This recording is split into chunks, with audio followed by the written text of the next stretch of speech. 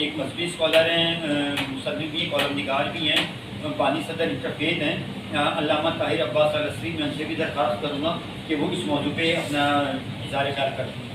بسم اللہ الرحمن الرحیم۔ میں انتہائی شکر گزار ہوں انجمن ترقی پسند مصنفین کا اور جاوید صاحب کا کہ وہ قاہر ظاہر کسی نہ کسی پروگرام میں گفتگو کے لیے دعوت دیتے رہتے ہیں، اور یہ مبارکباد کے مستحق بھی ہیں کہ یہ مختلف موضوعات پر جو عالمی ایام ہوتے ہیں ان کی آبزرویشن کے لیے یہ پروگرامز کا جو وہ انعقاد کرتے رہتے ہیں۔ اپنی گفتگو کا جو چند پوائنٹس ہیں اس میں خاص طور پر جو ینگسٹرز ہیں، جو یوتھ یہاں پر بیٹھی ہے، جو نمائندے بیٹھے ہیں، یونیورسٹیز کے اسٹوڈنٹس بیٹھے ہیں، ان سے میں اسپیشل درخواست کروں گا، ریکویسٹ کروں گا کہ یہ جو اس طرح کی آن گراؤنڈ محافل ہوتی ہیں، جو نشستیں ہوتی ہیں، جو سیٹنگز ہوتی ہیں، جو سیمینارز ہوتے ہیں، جو پینل ڈسکشنز ہوتے ہیں، آپ ان کا باقاعدہ حصہ بنا کریں۔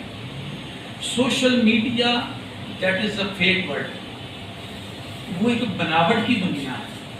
اس وقت آپ جدھر بیٹھے ہیں، جہاں آپ کا 1 گھنٹہ گزرے، 2 گھنٹے گزریں گے، یہ آپ حقیقت کی دنیا میں بیٹھے ہوئے ہیں۔ اس وقت آپ تھوڑا سا اپنی لائف کا، اپنی زندگی کا ٹرینڈ بدلیں اور حقیقت کی دنیا کو جوائن کریں۔ آپ جو اس وقت اسٹوڈنٹس یہاں پر آئے ہیں، آپ یہاں سے کچھ لرن کریں گے، کچھ سیکھ کر جائیں گے۔ تو خدا را آپ سے گزارش ہے کہ سوشل میڈیا کی فیک دنیا سے باہر نکلیں۔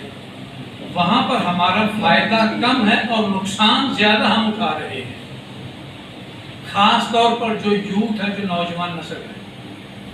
اس طرح کے جو پروگرامز ہوتے ہیں ان کو ٹائم دیا کریں، یہ آپ کے لیے زیادہ لرننگ کا باعث ہے۔ اس طرح کی جو نشستیں ہیں، یہ تو ایک میرا ابتدائی میسج تھا یوتھ کے لیے۔ اب کچھ اسلامک پرسپیکٹو پہ بھی میں کچھ گزارش کرنا چاہوں گا۔ ایک معروف قرآن مجید کی آیت ہے کہ لا تقربوا الصلاۃ، کہ نماز کے قریب مت جاؤ، اور اس آیت کا اگلا ٹکڑا کیا ہے؟ جب تم نشے کی حالت میں ہو۔ نماز کے قریب مت جاؤ مگر جب تم نشے کی حالت میں ہو۔ تو یہ اللہ تعالیٰ کا حکم قطعی ہے کہ جو مسلمان جب نشے کی حالت میں ہو تو اسے واجب نہیں ہے کہ وہ نماز پڑھے جب تک کہ وہ نشہ اس سے دور نہ ہو جائے۔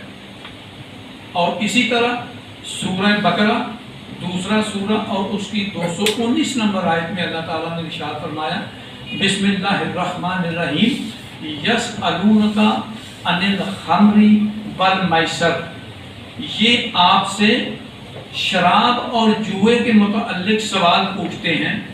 کل، آپ ان سے کہہ دیجئے، فیہما اسم کبیر، یہ دونوں ہی بڑے سخت گناہ ہیں۔ حاضرین محترم توجہ فرما رہے ہیں، اللہ تعالیٰ نے اس آیت میں شراب کا ذکر پہلے کیا ہے اور جوئے کا ذکر بعد میں کیا ہے، لیکن دونوں کو ساتھ رکھا ہے۔ تو یہاں پر اللہ تعالیٰ نے اس کو حرام قرار دیا ہے کہ یہ دونوں ہی بڑے سخت گناہ ہیں، شراب بھی اور جوا بھی۔ لیکن یہاں پر سوال کوئی پوچھ سکتا ہے، کوئی بڑا براڈ مائنڈڈ شخص، یہ بات نہیں آپ بولیں، ہم آپ کے بعد جائیں گے۔ نشہ حرام کیوں ہے؟ جواب اس کا یہ ہے کہ اسلام نے نشہ اس لیے حرام قرار دیا ہے کہ یہ عقل و شعور کو معوف کر دیتا ہے۔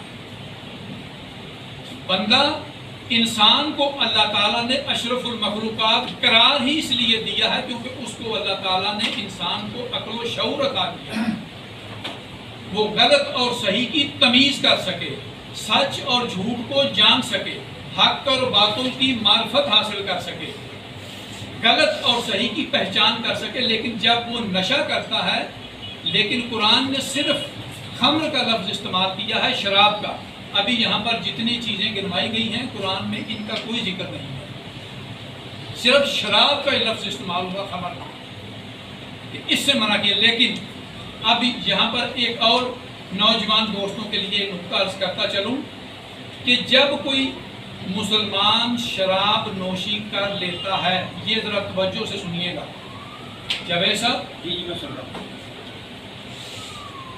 یہ فقہی اور شرعی مسئلہ ہے کہ جب کوئی مسلمان شراب نوشی کر لیتا ہے تو 40 دن اس کا کوئی بھی نیک عمل اللہ کی بارگاہ میں قبول نہیں ہوتا۔ کیوں؟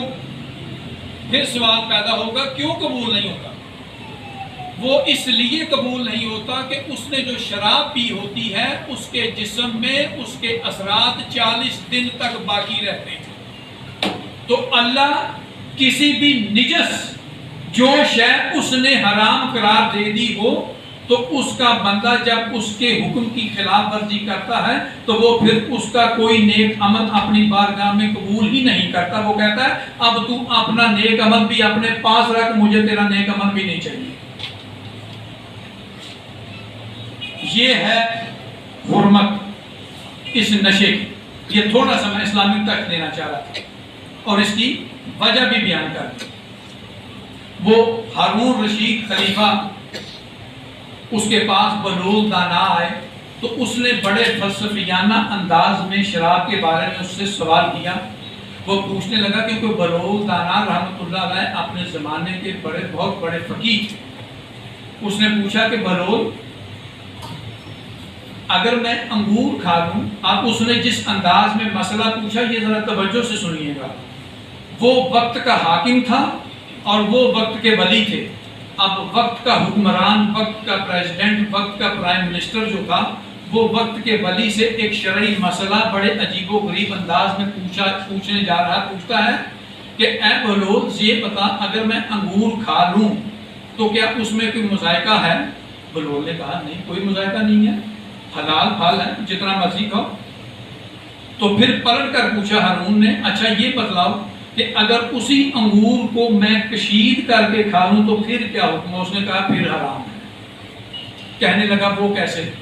بلوغ نے پلٹ کر اس سے سوال کیا ہارون رشید سے کہ اگر میں تمہارے سر پر گیلی مٹی مار دوں تو اس میں کوئی مذائقہ ہے؟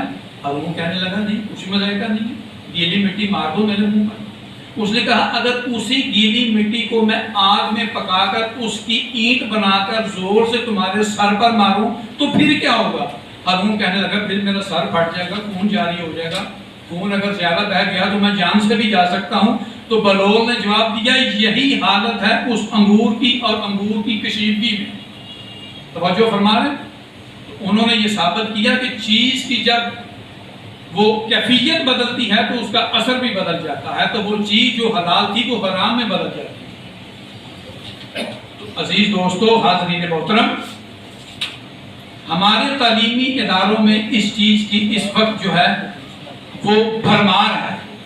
ہمیں چوکنا ہو کر اپنے ارد گرد اپنی نوجوان نسل کو بھی باز کرنا ہے، انہیں اس سے دور بھی رکھنا ہے، اور جو لوگ جو عناصر اس میں ملوث ہیں انہیں کیفر کردار تک پہنچانے کی بھی ہمیں کوشش کرنی چاہیے، کیونکہ میری گفتگو کا آخری جملہ اور یہی میرا کنکلوژن ہے، یہی نتیجہ ہے۔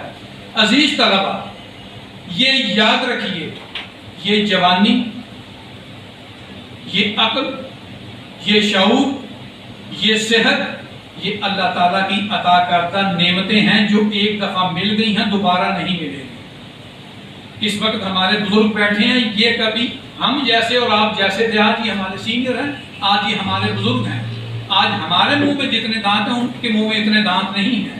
اس دن کسی دن اتنے دانت ہمارے منہ سے بھی نکل جائیں گے۔ یہ نعمتیں ہیں، یاد رکھیے، نشے سے دور رہیے، نشے کی حالت سے دور رہیے، جو یہ بزنس کرتے ہیں ان پر بھی نظر رکھیے۔ یہ صحت، یہ جوانی، یہ عقل و شعور اگر ایک دفعہ زائل ہو گیا، ایک دفعہ آپ سے چلا گیا، یہ دوبارہ پلٹ کر اسے دنیا کا نہ پیسہ واپس لا سکے گا، نہ کوئی دنیا سے کوئی جدید سے جدید ہسپتال واپس لا سکے گا، نہ میڈیسن واپس لا سکے گی، اور نہ ہی کوئی ڈاکٹر اور معالج ہی آپ کے کام آئے گا۔ بہت شکریہ آپ کا۔